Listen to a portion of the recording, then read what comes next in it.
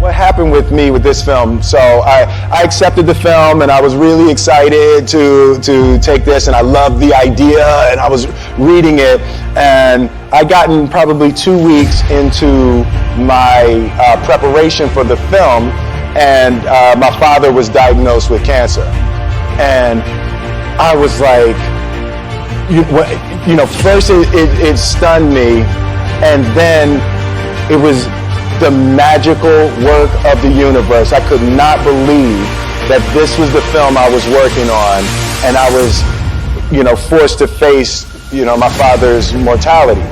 So it was rough for about a week, and I got it together, and I decided that we would use the process of the character who was suffering a loss, and I would share my preparation with my father. And so we just started talking about love, time, and death. And it was some of the most open and powerful conversations that we ever had. And they gave him 6 weeks, and he lived for 4 months. So about 3 months into the 6 weeks, I go to see him one day, and he said, "Man, this shit is embarrassing." And I said, "What, Dad?" He said, "Man, you tell everybody you gonna be dead in 6 weeks. 3 months later, you still hanging around." Miss that. I know, right? But it was so beautiful. We got to a place that we were talking open and comedically and really. I think I was able to embody the ideas of the loss and also the redemptive quality of the pain. The loss is bound to joy. Like pain and suffering are bound to joy.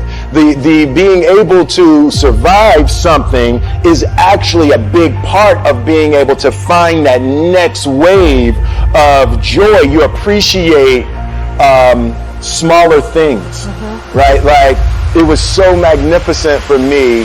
My father died on November 7th.